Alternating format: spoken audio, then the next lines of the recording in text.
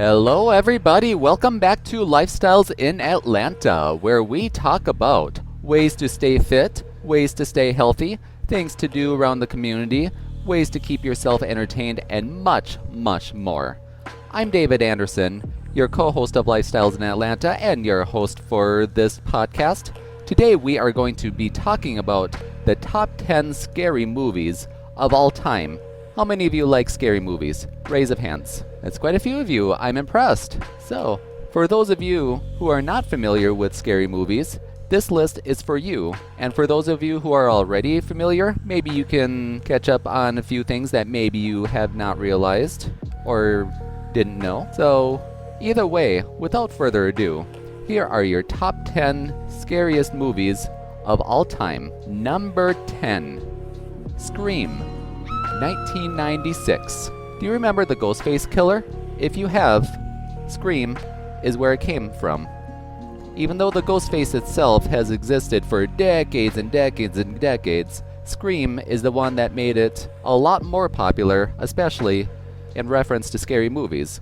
Speaking of references, Scream itself references numerous other scary movies to make it into the plot that it's known for being, such as Halloween, Psycho, Nightmare on Elm Street, Carrie, and quite a few more.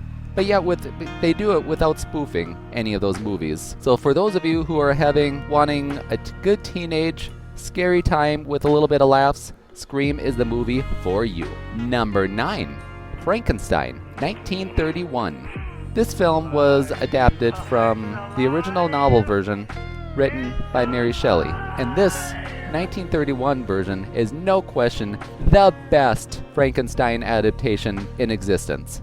So for those of you who love Frankenstein or want to check out Frankenstein in film form, this one is the best one for you. Now, Frankenstein follows a mad scientist who wants to create a lab-created human being.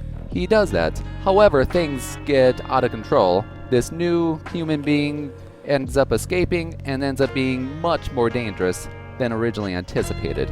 No wonder it's such a classic. If you're wondering why it's such a classic even after all these years, check out this movie. You'll see why. Number 8, Get Out, 2017. Are you looking for a good horror movie with a little bit of laughs and also with some civil rights movement spirit? Good news. Get Out is the movie for you. Get Out follows a young man named Chris who is engaged to this woman named Rose. Chris wants to meet Rose's family, so they set out on this getaway to do exactly that just for the weekend. The family seems pretty fine. However, Chris notices a lot of unfamiliar events surrounding him, such as people, mostly African Americans, who seem to be brainwashed and are acting erratically. Then he wants to see what's all that about. So I better not say any more because otherwise that will be a spoiler. You will find out what that is, and I don't want that. Number 7, Nosferatu, 1922. You like silent movies? You like vampire movies? Good news. Nosferatu is your choice. This one is only partially adapted from Bram Stoker's version of Dracula, which he had done decades before that. But notice I said only loosely.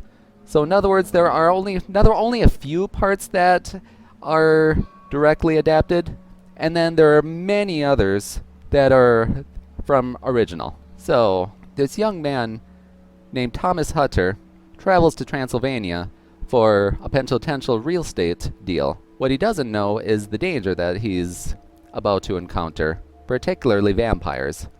A vampire, Thomas Hutter meets a guy named Count Orlok. Little does he know, Count Orlok is not exactly who he makes himself out to be.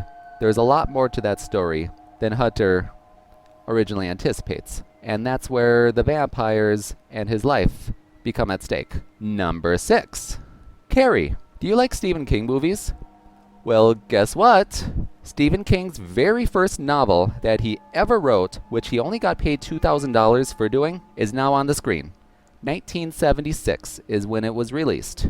So Carrie is this high school girl who gets bullied often by her peers. Meanwhile, she starts to come to terms and starts studying a little bit more about her superpowers, which ends up being called telekinesis, which means to have the ability to move objects with the mind. Then afterwards, she realizes that she has a lot more capabilities than she ever imagined, and you'll see why later in the movie. Number 5. Nightmare on Elm Street, 1984.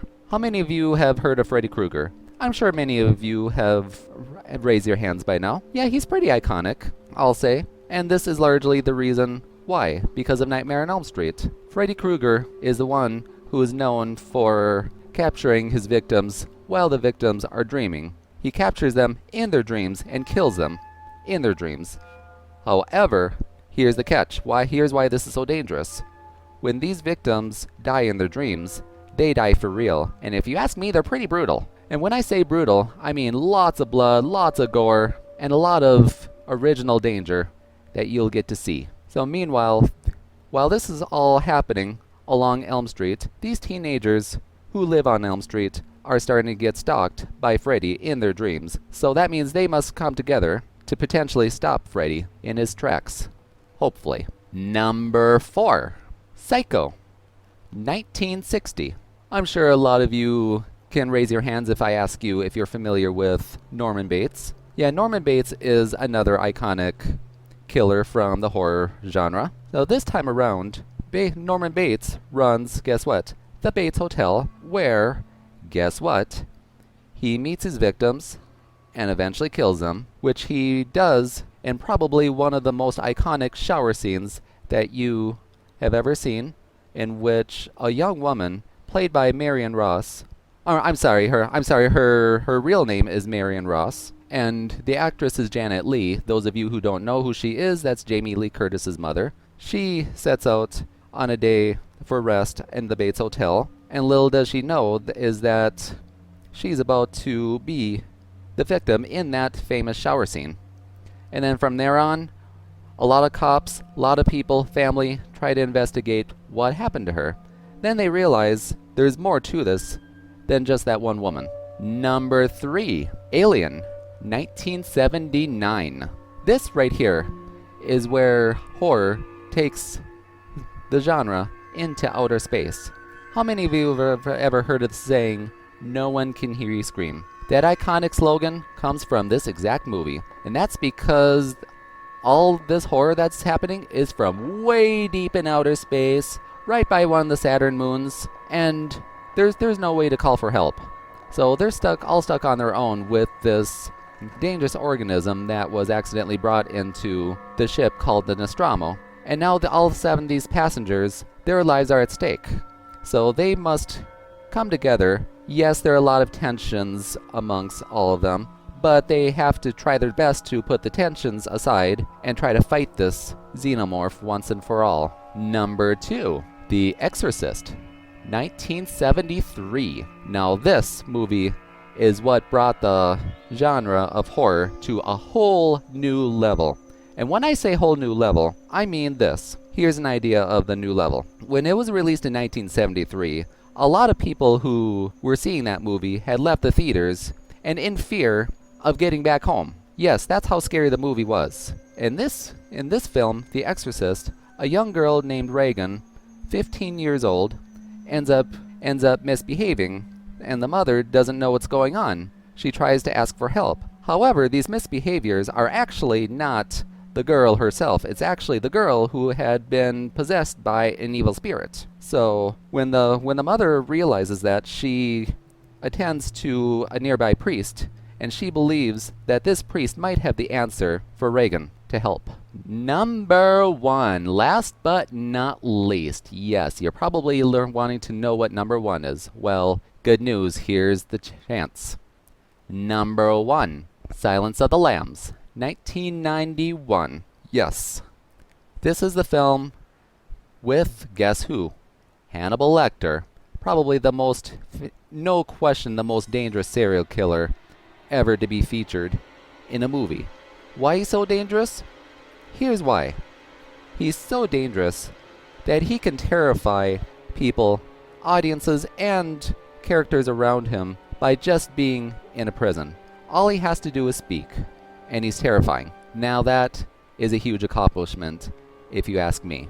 In the case of The Silence of the Lambs, yes, Hannibal Lecter ends up being the more scary one than the serial killer, who is not captured and is still on the loose, named Buffalo Bill. And Buffalo Bill is the one that the FBI agent in training, named Clarice Starling, played by Jodie Foster, is trying to catch. And Hannibal Lecter, played by Anthony Hopkins, is believed to be the only one around Starling's circle to have all the answers. And before I leave you, I cannot possibly forget to tell you the movies that barely missed the top 10. There are 10 that I noted.